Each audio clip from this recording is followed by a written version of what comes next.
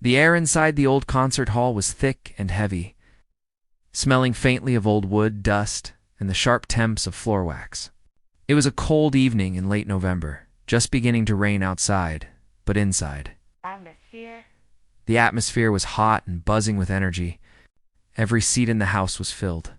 People were packed tightly together in their velvet chairs, fanning themselves with programs and whispering to their neighbors. It was the biggest night of the year for the conservatory. It's the kind of event that wealthy donors and important critics flew in from all over the world to attend. The expectations were high, and the mood was tense. In the center of all this sat the judges. There were 5 of them, dressed in stiff formal wear, looking like a row of angry crows.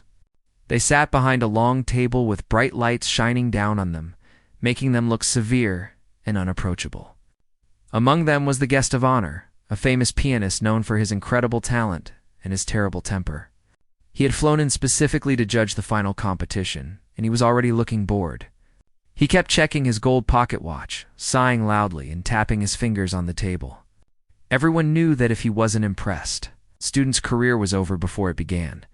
Backstage, however, it was a completely different world. It was a chaotic maze of corridors, cramped dressing rooms, and tangled cables.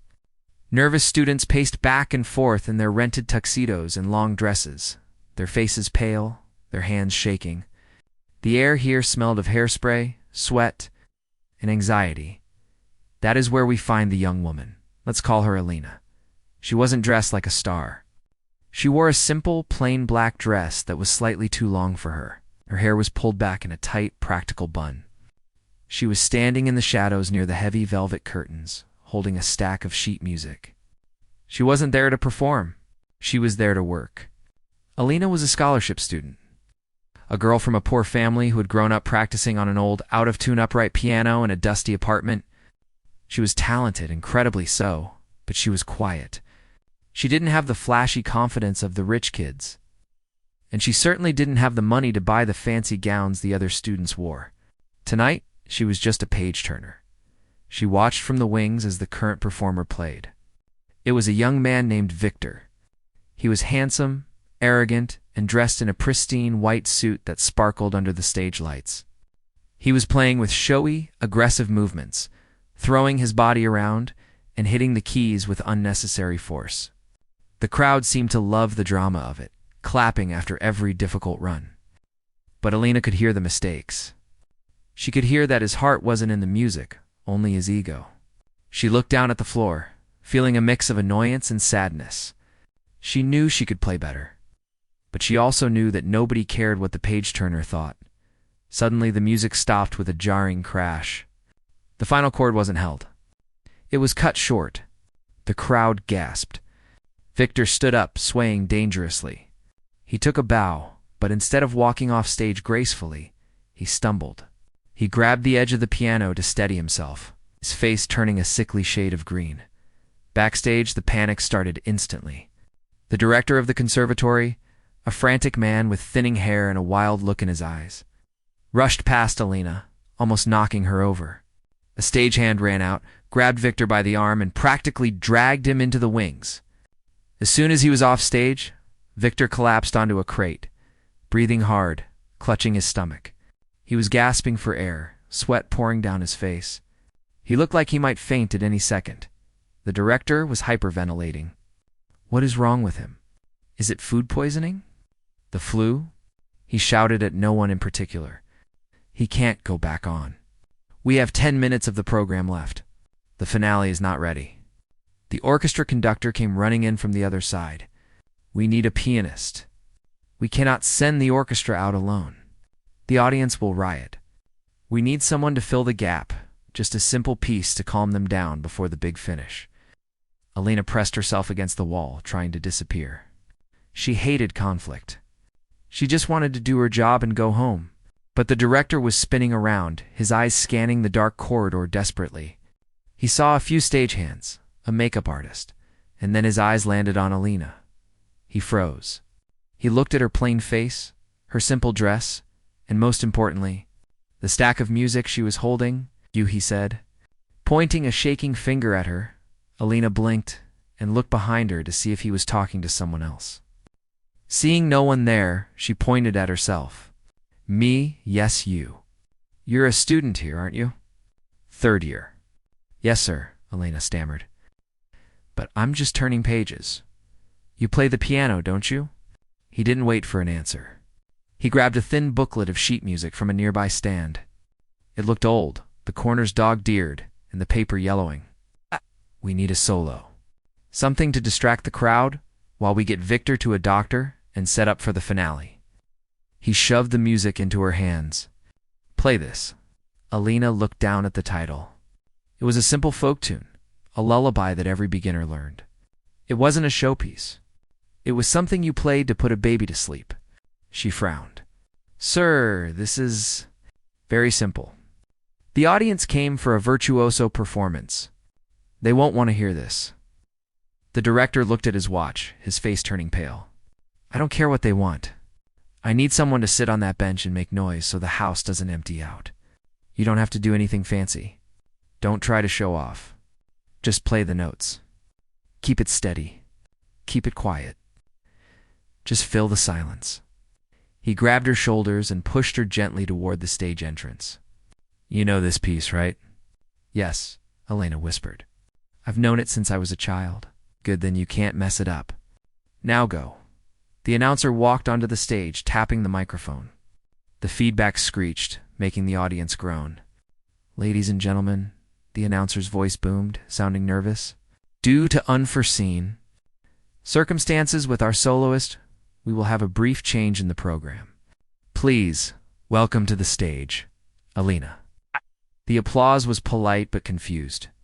People whispered to their neighbors, asking who Alina was. The judges looked at their programs, frowning when they couldn't find her name listed. The famous pianist in the center leaned back in his chair and crossed his arms, looking at the stage with a bored expression, clearly expecting a waste of time. Alina stood at the edge of the curtain. Her legs felt like they were made of lead. Her heart was hammering against her ribs so hard she thought it might break a bone. She looked at the director one last time, but he had already turned away to shout at someone else. She was alone. She took a deep breath, smoothed down her simple dress, and stepped out into the bright lights. The walk to the piano felt like the longest journey of her life. The floor creaked under her shoes. The audience was a blur of faces, all looking at her with curiosity or disinterest. The piano sat in the center of the stage, a massive black beast gleaming under the spotlights. As she got closer, she could hear the murmurs. Who is that? Is she a janitor? Where's Victor? She ignored them. She reached the bench and sat down. It was cold and hard. She adjusted the height, a habit she had done 1,000 times in practice rooms. She placed the simple sheet music on the rack. The notes were familiar, old friends. The hall was still noisy. People were coughing, unwrapping candies, and chatting. The silence the director wanted was nowhere to be found. Alina felt small. She felt like a fraud. She thought about just playing the notes as fast as she could to get it over with, just getting through the humiliation and escaping back to the shadows. But then she looked at her hands. They were calloused from years of hard work. She thought about the old piano in her apartment, the sound of the rain against the window, the way this simple tune used to make her feel when she was lonely. She placed her fingers on the keys. The ivory felt cool and smooth. She could feel the vibration of the instrument waiting for her. She closed her eyes for a split second to block out the lights, the crowd, and the fear. She wasn't there to impress the director or the board judges anymore. She was just going to play. Alina sat on the bench, her feet resting lightly on the pedals, looking out at the vast, dark ocean of people in front of her. The silence that waited for her was not a kind silence. It was the heavy, restless silence of a crowd that felt cheated. She could hear the low hum of hundreds of whispers buzzing like a swarm of angry bees. People were shifting in their seats, velvet creaking beneath them as they leaned toward their neighbors to ask what was going on.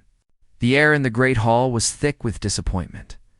From where she sat, the stage lights were blindingly bright. They shone directly into her eyes, turning the auditorium into a vague, blurry black hole. It felt isolating, like she was standing alone on a planet at the edge of the universe. She couldn't see individual faces anymore, just the mass of the audience, a dark, shapeless monster waiting to be entertained. She felt a drop of cold sweat roll down her spine, making her shiver despite the heat of the spotlights. Behind her, the judges felt miles away. She could sense the famous pianist in the center without even looking at him. She could practically feel his boredom radiating across the stage. She knew he was checking his watch again. He had come to hear a thunderous display of technical skill, a concerto that would make the walls shake. Instead, he was watching a girl in a plain dress preparing to play a nursery rhyme. To him, and to most of the people in the room, she was just a human placeholder. A speed bump on the road to the grand finale. The director's words were still ringing in her ears, sharp and commanding. Asterix, don't try to show off. Just play the notes. Keep it simple. He hadn't told her to play well. He hadn't told her to make music. He had just told her not to embarrass the school. He wanted background noise, a distraction to keep the audience from leaving, while they cleaned up the mess from the previous act. Alina looked down at the yellowing pages of the sheet music. The notes were sparse, large and round. There were no cascading runs of 16th notes, no crashing chords, no complex key changes. It was a melody that a child could learn in their first week of lessons. The Little River, it was called. A simple folk tune about a stream flowing to the sea. It was harmless, gentle, completely lacking in the drama the crowd was craving. She took a deep breath, filling her lungs with the dusty air of the stage. She thought about her small apartment, far away from this grand hall. She thought about the cracked window pane and the sound of the rain hitting the glass. She thought about how music was the only thing that had ever made sense to her. When she played at home, she didn't play for an audience. She played to let the air out of her chest. She played to speak the words she couldn't say. She placed her right hand on the keys. Her fingers were slender and not perfectly manicured like the other students. They were working hands. The piano felt cold under her fingertips, but as she pressed down gently, the wood seemed to wake up. She flexed her wrists, feeling the tension in her shoulders. She had to let it go. If she played while she was this stiff, it would sound mechanical, exactly like the failure the director expected her to be. To her left, the massive body of the Steinway grand piano loomed. It was the finest instrument she had ever touched, a stark contrast to the battered upright she practiced on at school. This piano was capable of whispering like a ghost or roaring like a lion. It was a beast that needed a master to tame it. Alina wondered for a fleeting second if she was good enough to control it. The doubt gnawed at her. Asterisk, who am I to be here? She thought. I'm just a page-turner. The rustling in the audience grew louder. Someone coughed loudly near the front. A woman laughed a sharp, rude laugh. The famous pianist shifted in his chair, the leather squeaking. The tension was stretching tight, like a rubber band ready to snap. If she didn't start soon, they would start booing. The director would be furious. The scholarship she worked so hard for would be in jeopardy. Alina closed her eyes. She blocked out the blinding lights. She blocked out the restless crowd. She blocked out the director and the judges. In the darkness behind her eyelids, she was no longer in a concert hall. She was back by the river she used to visit as a child. She remembered the water flowing over the smooth stones, the endless, peaceful movement of the water. It didn't rush. It didn't try to impress anyone. It just flowed. She let her hands sink into the keys. The first note was a low C, soft and deep. It wasn't a crash or a bang. It was a ripple. The sound bloomed out into the hall, surprising in its clarity. The Steinway sang with a voice that was rich and warm, carrying the note far into the back rows. For a split second, the coughing stopped. The restless shifting paused. The quality of the sound was so pure, so different from the harsh banging they had heard earlier, that it caught people off guard. Alina didn't rush. She let the note hang in the air, fading into silence before she played the next one. She was playing exactly what was written on the page, but she was playing it with a touch that was incredibly gentle. She wasn't hitting the keys. She was caressing them. She was trying to find the heartbeat inside the simple melody as her fingers began to walk slowly up the scale. Playing the opening melody, the atmosphere in the room began to shift almost imperceptibly. It wasn't a sudden change, but a slow realization. The audience had braced themselves for a amateurish performance, full of wrong notes and hesitation. They were ready to ignore her, to talk through her song like they talk through elevator music. But the sound coming from the stage was impossible to ignore. The famous pianist stopped looking at his watch. He lifted his head slightly, his eyes narrowing as he focused on the stage. He was a man who had dedicated his life to the piano, and he knew immediately when someone was treating the instrument with respect. He could hear that Alina wasn't just playing the notes. She was listening to the decay of every tone, controlling the vibration with the pedal, shaping the sound like a sculptor shapes clay. She played the first phrase, a simple rise and fall of the melody. It was sad but comforting, like a memory of a happy day that had passed long ago. When she reached the end of the phrase, she paused again. The silence that followed was different now. It wasn't the restless silence of boredom. It was a listening silence. The audience was leaning in. Alina felt a strange calm wash over her. The fear was still there, sitting in the pit of her stomach, but it was quieter now. Her fingers knew what to do. She wasn't thinking about the notes anymore. She wasn't worrying about the difficult parts, because there were no difficult parts. She only had to worry about the feeling. She began to play a little louder, adding a gentle weight to the lower notes with her left hand.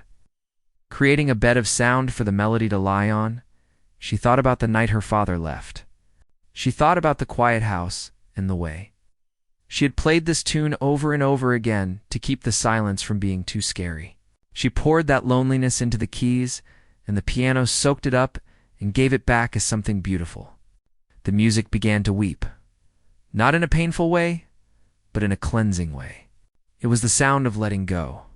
A young man in the front row, who had been scrolling through his phone with a bored expression, looked up. He found himself putting the phone in his pocket without unlocking it. He couldn't look away. The music seemed to be pulling at something inside him, something he didn't even know was there. The people sitting around him were doing the same. The whispering had stopped completely. Even the ushers standing by the doors had stopped moving. Alina entered the second section of the piece. The melody began to climb, moving into a higher register. The notes became lighter, like the water in the river dancing over rocks. Her right hand moved with a fluid grace that contradicted her shy posture. She was still looking down, her face hidden by her hair. But her body was swaying slightly, moving with the rhythm of the music. She was no longer sitting stiffly. She was flowing. The silence in the hall became absolute. It was heavy and thick, wrapping around the audience like a blanket. No one wanted to break it. They were afraid that if they moved, if they coughed or shifted, the spell would break and the girl would go back to being just a scholarship student. But she wasn't just a student anymore. Up there, under the hot lights, she was a storyteller. And the story she was telling was captivating everyone who heard it. The director stood in the wings, his mouth slightly open. Realizing that the simple tune he had dismissed was becoming something else entirely. The first few notes had been like a gentle ripple in a pond, but now the music was beginning to deepen. Alina was no longer just playing the ink on the page. She was remembering the cold winters of her childhood. The way the frost would creep up the windows of her small apartment, trapping the silence inside. Her fingers, usually stiff with cold or anxiety, felt incredibly warm on the keys. The piano was responding to her in a way it had never responded to anyone else, as if it had been waiting for years for someone to understand its voice. She moved into the second phrase of the melody. It was technically simple, just a series of slow chords followed by a high. Singing note, but the way she connected them was seamless. There was no gap between the notes, no clumsy hammering. The sound just poured out of the instrument like honey. She used the pedal sparingly, letting the notes bleed into each other just enough to create a haze of emotion, but keeping the rhythm clear and steady. The audience, which had been a shifting sea of noise just moments before, was now completely still. It is rare for 1,000 people to fall silent at once, but it was happening. The man in the third row who had been loudly unwrapping a candy stopped halfway through the crinkle. The sound seemed too harsh for the atmosphere in the room. He slowly lowered his hand, the sweet forgotten in his palm. The woman next to him, who had been checking her watch every 30 seconds, let her arm drop to her lap. Her eyes were fixed on the stage, a confused expression on her face, as if she couldn't understand why she was suddenly holding her breath. Even the judges, who usually spent these breaks talking amongst themselves or grading the previous performance, were quiet. The famous pianist in the center chair had stopped tapping his fingers. He was leaning forward, his elbows resting on his knees, his eyes fixed intently on Elena's hands. He was trying to figure out what she was doing. She wasn't using any flashy techniques. She wasn't playing fast. She wasn't playing loud. Yet the sound coming from the stage was massive. It filled the entire hall without being aggressive. It felt like the music was surrounding them, wrapping them up. Elena didn't notice any of this. In her mind, she was back in that old apartment, sitting at the upright piano that her mother had scraped together the money to buy. She remembered the day her mother got sick, the way the house felt too big and too empty. She remembered how she played this tune then, not to show off, but to fill the house with something that felt like love. She played that memory now. She put all that tenderness into the keys. Every time she pressed down, it was like she was reaching out to someone who needed comforting. The melody began to climb the scale, moving up into the higher register of the piano. The sound became thinner, sharper, like a bird calling out in the mist. Elena's right hand drifted effortlessly across the ivory, her touch feather-light. She played a variation that wasn't written in the sheet music. It was a small improvisation, a little trill that added a fluttering feeling to the music. It was a risk, a deviation from the strict instructions the director had given her, but it felt natural. It felt like the music wanted to go there. The famous pianist's eyebrows shot up. He recognized the technique immediately. To add a trill like that, in that specific spot, required a level of musical intuition that couldn't be taught in a classroom. It was a gift. He looked at the girl's posture. She was so small, so hunched over the keys, yet she was playing with the authority of a master. He glanced at the other judges. They were looking at each other, their skepticism gone, replaced by a dawning realization. They were realizing that the filler music was actually the highlight of the night. Elena's left hand, which had been playing a simple, steady bass line, began to get a little more active. It started to weave intricate patterns around the melody, creating a soft, rhythmic current underneath. It was like the water in the river she was imagining it was swirling and eddying, pushing the melody forward. The harmonies she was creating were rich and complex, turning the childish folk song into something deeply sophisticated. It was sad, but there was a thread of hope running through it, a silver lining in the dark clouds. The atmosphere in the hall was electric now, but in a quiet way. The air felt charged, like the moment before a thunderstorm, but without the threat of rain. It was the kind of silence that demands respect. People were afraid to even breathe too loudly. The ushers at the back doors, who usually leaned against the walls, looking bored, or standing up straight, their eyes glued to the spotlight. Even the technicians in the control booth high above the stage had stopped talking. The sound engineer was slowly adjusting the levels, a look of wonder on his face. As he couldn't believe the dynamic range the girl was achieving, she reached the bridge of the song, the part where the melody usually repeats itself. Instead of playing it the same way, Elena slowed down. She stretched the time. She took a pause that lasted a second, maybe two. It felt like an eternity. In that silence, the tension in the room skyrocketed.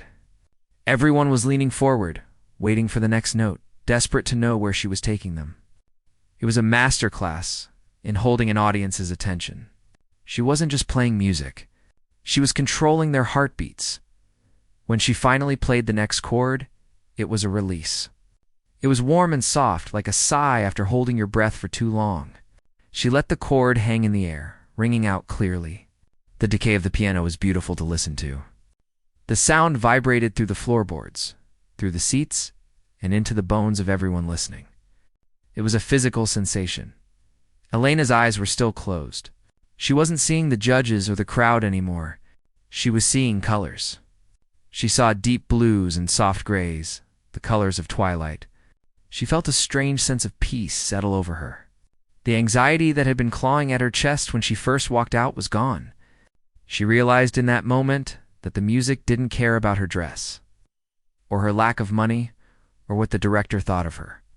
The music only cared about truth, and she was telling the truth, She began to introduce subtle dynamics, playing a section very softly, barely a whisper, making the audience strain to hear. And then, gently, she would swell the volume, like a wave growing larger before it crashes. It wasn't loud enough to be shocking, but it was powerful enough to move you. It was the kind of playing that made you remember things you thought you had forgotten. Old couples in the audience reached for each other's hands, listening and remembering their own pasts. Young people listened and felt a melancholy they couldn't explain. The visiting pianist sat back in his chair, small smile touching his lips. He had played in every major hall in the world for kings and queens, but he hadn't heard something this honest in a long time. He realized that this girl wasn't trying to prove she was better than anyone else. She wasn't competing. She was just sharing, and that was a rare and dangerous thing in a world full of ego. Elena's fingers moved to the end of the page. The melody was starting to wind down, heading toward the conclusion of the first major section. But she didn't let it slow down too much. She kept the forward motion, the sense that the river was still flowing, heading toward the ocean. She played a series of descending notes, cascading like waterfalls. Landing softly on a low A, the resonance of that low note shook the hall. It was a sound that felt like the earth itself was humming. She was just getting started. The people who thought she was just a filler act, just a shy girl playing a nursery rhyme, were now completely captivated. The silence that had fallen over the assembly was no longer just an absence of noise. It was a presence. It was a heavy living thing that filled the space between the stage and the back wall. Everyone was there in that moment, together. They had stopped worrying about their dinner reservations or their jobs or the rain outside. They were just listening. And Alina, the shy student from the wrong side of town, was the one leading them. The gentle, flowing current of the music began to change. Alina wasn't playing the soft, weeping melody anymore. Her hands shifted position on the keyboard, moving lower down into the darker, richer notes of the piano. The atmosphere in the hall, which had been one of quiet reflection, suddenly tightened. It was as if a storm was gathering on the horizon, far away but visible. She struck a chord with her left hand that was deeper and stronger than anything she had played before. It wasn't just a background beat anymore. It was a declaration. The sound rumbled through the floorboards, vibrating up the legs of the seats and into the bodies of the audience. The people in the front row felt it in their chests. The woman who had been crying a few minutes ago sat up straighter, wiping her eyes quickly. The mood was shifting from sadness to something else, something urgent and powerful. Alina was no longer the shy girl hiding behind the music. She had crossed a line. The fear was gone, replaced by a fierce energy. She wasn't thinking about the director, the judges, or the possibility of failure. She was thinking about the struggle. She was thinking about the years of hard work, the ridicule, the feeling of being invisible, and she was pouring all of that frustration into the keys. Her right hand began to move faster. The simple folk tune was still there, hidden inside the complex waves of sound, but it was transforming. She was changing the rhythm. She was taking the innocent melody and turning it into a battle cry. She added syncopation, an offbeat rhythm that made the music swing and lurch unpredictably. It was bold. It was risky. It was exactly the kind of thing the director had told her not to do, the famous pianist in the center. Chair leaned so far forward that he was almost standing up. His eyes were wide. He couldn't believe his ears. What she was doing was technically difficult. It required a split-second timing and a strength in her fingers that most players only developed after decades of practice. Yet she made it look effortless. Her hands danced over the keys, striking them with precision, but keeping the sound warm and singing. Never harsh or banging. The audience was completely under her spell. 1,000 people were holding their breath, afraid that if they made a sound, the magic would break. The silence was no longer passive. It was an active force. The air in the room felt charged, like the static before a lightning strike. The man who had been checking his phone earlier was now gripping the armrests of his chair so hard his knuckles were white. He didn't know anything about music theory, but he knew he was witnessing something extraordinary. Elena's left hand was now weaving a constant driving pattern. It was like the engine of a train, steady and unstoppable. The sound was rich and thick, filling every corner of the vast hall. It pushed against the audience, surrounding them. The music was building a wall of sound that blocked out the rest of the world. There was no outside, no rain, no cold streets, no worries. There was only the music. She transitioned into a bridge, a section of the song that connected the soft beginning to the powerful climax. Here, she began to improvise more freely. She took the melody and twisted it, turning it upside down and inside out. She played fast runs of notes that cascaded down the keyboard like waterfalls, only to shoot back up again like sparks from a fire. It was thrilling to listen to. The tempo was faster now, urgent and racing. It felt like a heart beating at top speed. The judges were stunned. The stern-faced woman on the end had dropped her pen. It rolled off the table and hit the floor with a loud clatter. But in that hall, even that sharp noise seemed to be swallowed by the intensity of the music. Nobody looked down. Nobody flinched. All eyes were on the stage. The visiting virtuoso knew he was watching a once-in-a-lifetime performance. He had heard thousands of pianists play thousands of songs, but he had never heard anyone play a simple tune with this much depth.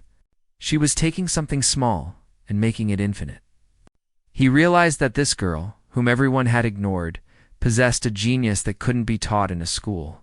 It was a gift from somewhere else. Elena felt the sweat on her forehead, but she didn't care. Her hair was starting to come loose from its tight bun, falling into her face, but she didn't move to push it away. She was lost in the storm she had created. She was pushing the piano to its limits, making the instrument sing and scream all at once. The strings inside the giant wooden body were vibrating violently. Resonating with the force of her playing, the sound swelled. She was playing chords with both hands now, crashing them together in a wave of sound that was deafening in its beauty. It wasn't loud for the sake of being loud. It was powerful because it was full of emotion. Every note felt like it meant something. Every chord felt like a sentence in a story she was telling them. It was a story of pain, but also of survival. It was a story of finding your voice when the world tries to keep you quiet. The audience felt this story viscerally. It didn't matter if they were rich or poor, young or old. The music bypassed their brains and went straight to their hearts. A young man in the back, who had come to the concert only because his girlfriend dragged him there, felt a lump form in his throat. He didn't know why, but he felt like crying. He felt like the music was touching a part of him that had been buried for years. Elena's foot worked the pedals like a master. She was using the damper pedal to sustain the sound, letting the notes blur together into a wash of color, and then lifting it suddenly to create sharp staccato shocks. The control she had was terrifyingly good. She was in total command of the machine. The piano was no longer a beast. It was an extension of her body. She was approaching the climax now. The tension in the room was almost unbearable. It was like watching a tightrope walker who has stopped in the middle of the wire, swaying in the wind. Everyone was on the edge of their seats. The silence was absolute, stretching thin like a rubber band ready to snap. Elena played a series of ascending scales, each one louder and faster than the last. The pitch rose, climbing higher and higher, pulling the audience up with it. The sound grew brighter, more brilliant, cutting through the thick air of the hall. It felt like the sun breaking through heavy storm clouds. The music was soaring, reaching for something just out of sight. The famous pianist stood up. He couldn't help himself. He had to see this. He had to see how she was doing it. The other judges looked at him in shock, but he didn't care. He wasn't the judge anymore. He was just a fan. He watched her hands, blurring with speed, and he shook his head in disbelief. Elena's face was transformed. Usually she looked down at the ground, trying to hide. But now, her chin was lifted. Her eyes were closed, but her face was turned slightly upward, as if she was looking at a light no one else could see. She looked fierce. She looked beautiful. The plain black dress and the messy hair didn't matter anymore. She was glowing with an inner fire that illuminated the whole stage.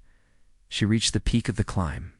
Her hands slammed down on the highest notes of the chord, a brilliant, shimmering sound that seemed to hang in the air forever.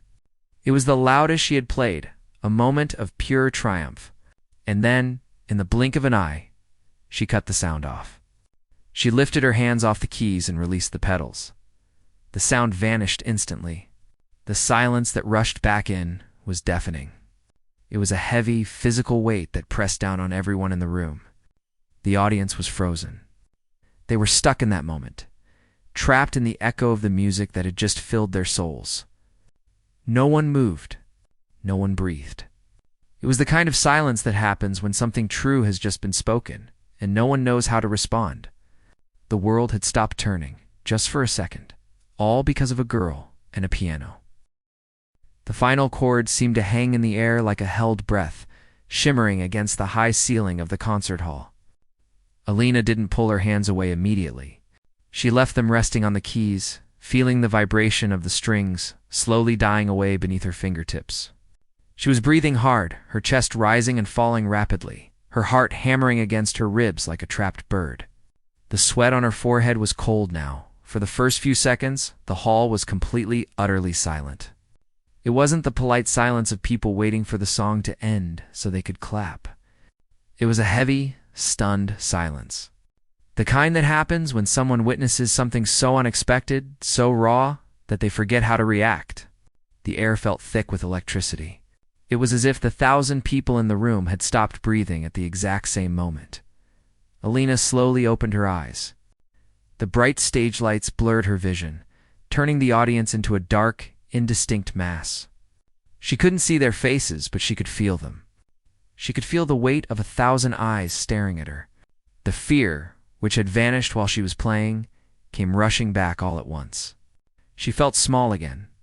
She felt like a fraud who had just fooled everyone. She looked down at her lap, afraid to see judgment or boredom on the faces of the front row. Then, sound broke the quiet. It wasn't a shout or a cheer. It was the slow, distinct sound of one person clapping. Alina flinched slightly and looked up. From the center of the judges' table, the famous pianist stood up. He didn't clap quickly or politely. He clapped heavily, hitting his hands together with a force that echoed through the room. He looked directly at Alina, nodding his head slowly, a look of profound respect on his face. He was not clapping out of obligation. He was clapping because he was a master, and he had just seen a miracle. That was the spark the room needed. The spell broke. Suddenly, the silence shattered. A roar erupted from the audience. It wasn't just clapping. It was a tidal wave of noise. People shot up from their seats like spring-loaded toys. Within seconds, the entire hall was standing. The applause was deafening. It's a thunderous crash that bounced off the walls and shook the floorboards. Alina froze on the bench. She had never heard a sound like that in her life. It was overwhelming. It was terrifying. She sat there, clutching the edges of the piano seat, her knuckles white, her face flushed a deep red. She felt exposed. She wanted to run. She wanted to hide behind the curtains and disappear. The crowd didn't stop. They stomped their feet. They shouted bravo. They whistled. The noise was so loud, it vibrated in Elena's chest. The man who had been checking his phone was now clapping so hard his hands were red. The woman who had been crying was wiping her eyes with a handkerchief, applauding with the other hand. The skepticism, the impatience, the boredom had all been blown away. They weren't clapping for a simple piano tune anymore. They were clapping for the truth they had just heard. They were clapping for the girl who had poured her soul out onto the keys. The director rushed out from the wings, his face pale and his eyes wide. He looked at the audience, then at the standing judges, and finally at Alina. He seemed confused, as if he had walked into the wrong theater. He motioned frantically for her to stand up and take a bow. Alina hesitated, her legs trembling. She felt like her legs were made of jelly. Slowly, shakily, she stood up. She smoothed down her plain black dress, feeling out of place. She walked to the center of the stage, keeping her eyes lowered. She gave a small, awkward curtsy. She didn't know how to act like a star. She just wanted to say thank you and leave. But the crowd just got louder. The famous pianist started clapping again, faster this time. He turned to the other judges and said something, gesturing to the stage. The other judges stood up and joined him. Now, The entire panel was giving her a standing ovation. This was unheard of. It was a moment that students dreamed about but rarely ever saw. Alina looked up for a brief second and saw the pianist smiling at her. It wasn't a fake smile. It was a genuine look of encouragement. He was telling her that she belonged there, that she had earned this. Something inside her shifted. The embarrassment receded, replaced by a small, glowing warmth in her chest. She realized that she wasn't the page-turner anymore. She wasn't the scholarship student who wasn't supposed to be there. She was a musician. She had connected with them. She had moved them. She had made them feel something real. She walked back to the piano. She didn't sit down. She just stood next to it, one hand resting gently on the sleek black wood. She looked out at the sea of people. She took a deep breath and finally allowed herself to smile. It was a shy, small smile, but it reached her eyes. The applause washed over her like a warm ocean wave, cleansing her of her doubts and fears. She realized that all the years of hard work, all the lonely nights practicing in her cold apartment, had led to this one perfect moment. She didn't need to be flashy. She didn't need to be rich. She just needed to be honest. The director walked onto the stage and gently took her arm, guiding her toward the side as the orchestra began to file in for the finale. As she walked off the stage, the applause followed her, echoing in her ears. Backstage, it was chaos. The other students, the ones who had ignored her or looked down on her, were now rushing toward her. Their faces were a mix of shock and admiration. "That was incredible," one of them whispered as she passed by.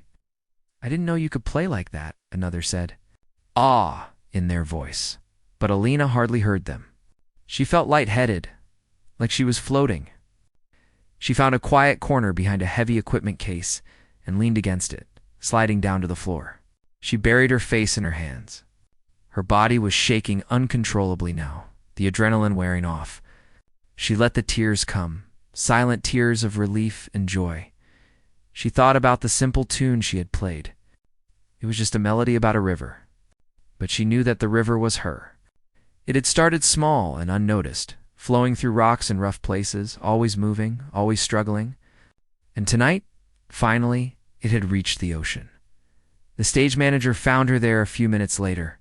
He didn't yell or rush her. He just smiled down at her. "You did good, kid," he said softly. "You did real good." Lena wiped her eyes and looked up at him. She took a deep breath, letting the air fill her lungs. She wasn't the invisible girl anymore. She had found her voice, and the world had stopped to listen. She stood up, smoothed her dress again, and prepared to walk back out into the world, not as a shadow, but as a light.